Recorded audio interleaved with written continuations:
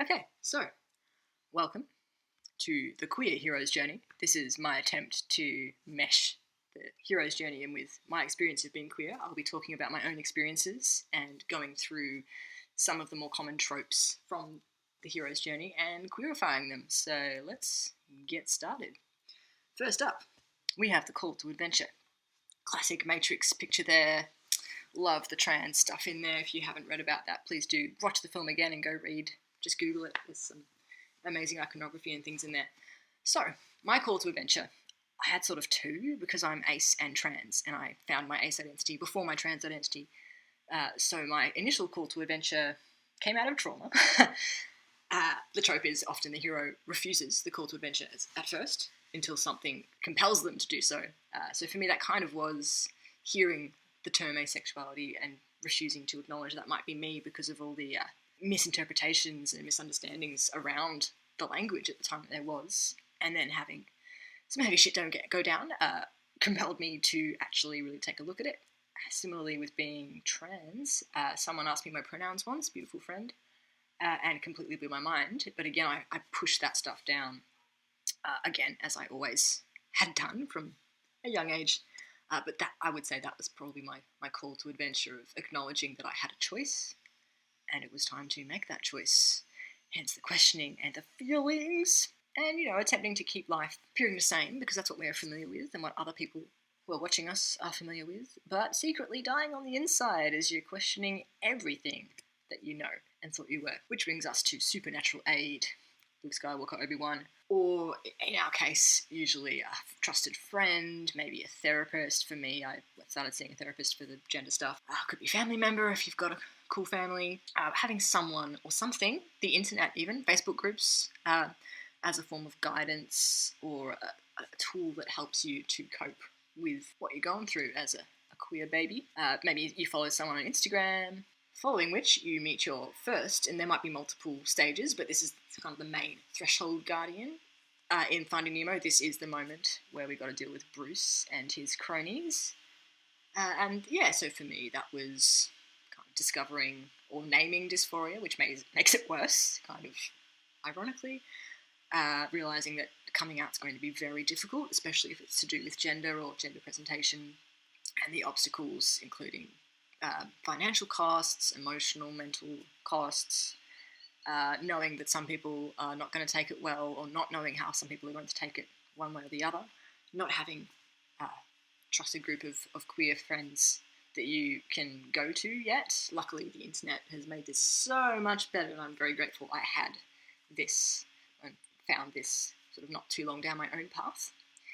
But yeah, it's your first big boss, if you're going to think in video game terms. For me, it probably was the medical side of things, dealing with dysphoria, figuring out surgeries, telling people about surgeries, all of that fun time. And then you cross the threshold. This is actually a still from the Percy Jackson and Lightning Thief film. Do not recommend the film. Read the books, though. They're great, especially later on. Get more, or any queer representation and more cultural representation.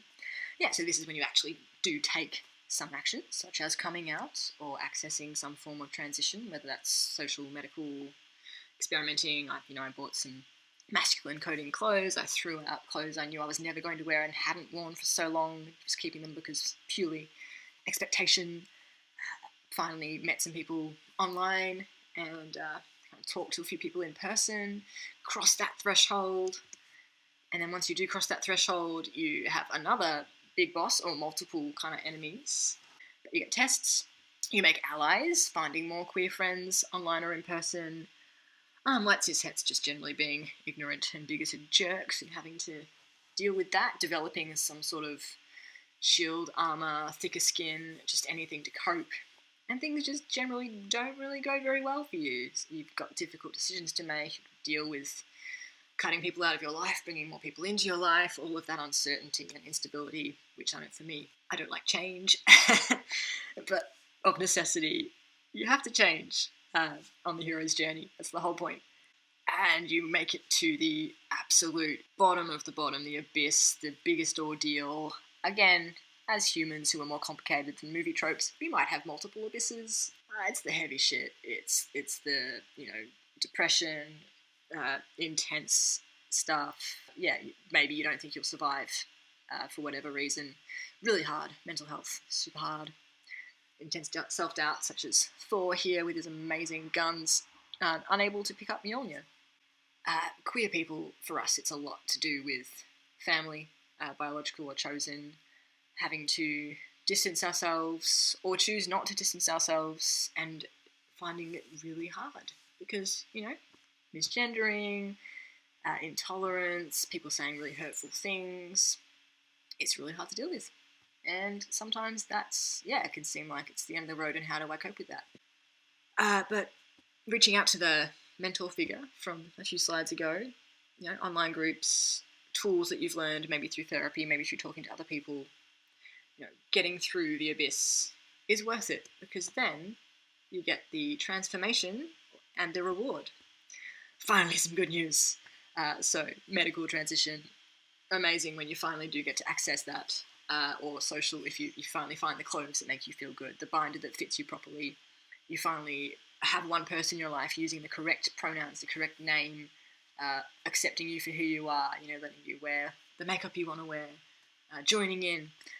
Maybe you learn some new knowledge about yourself, or an epiphany about what you want out of life, your circumstances, something you might have held on to for years and years and years. Finally able to let that go, or see something in a new way, piece together a new understanding of yourself. There is some hope in this stage. You taste freedom. You taste that sweet self-awareness. It's definitely akin to that massive pile of treasure, I would say. It's a good part. You want to hold on to this part, because you don't just get to stop there. Now you got to find the road back, / sometimes known as atonement, depending on your particular plot line. Maybe, as you were going through this, maybe you weren't the best person. Maybe you need to say sorry to a few people. Or, often it's the people that were a problem, to be fair. So maybe it's just coming to terms with the fact that there is going to be a constant explanation, a constant coming out. It's not just going to be all rosy straight away. There's always going to be this constant fear of rejection, of loss, of being harmed by others. And the best we can do is to have strong support networks and have our safe bubbles and control when we leave them. And the systemic injustice part's always fun, coming to terms with that. But you just do what you can do, and you find a way back, and maybe that road back is the rest of your life. We're not movies, we're not that simple. But that coming back from, you started off in one world, and you've gone through and found this whole other world of amazing rainbow family, and then you have to find a way to make these two worlds coexist, of the cis-het norms and this amazing new family.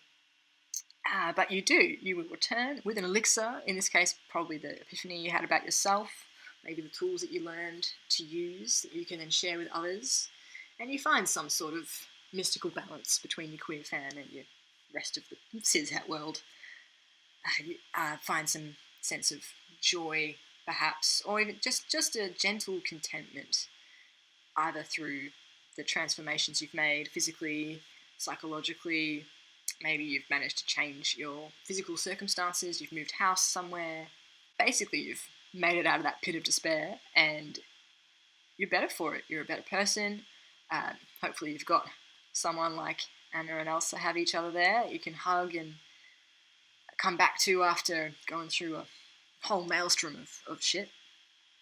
And you've got a resolve to, keep fighting the good fight.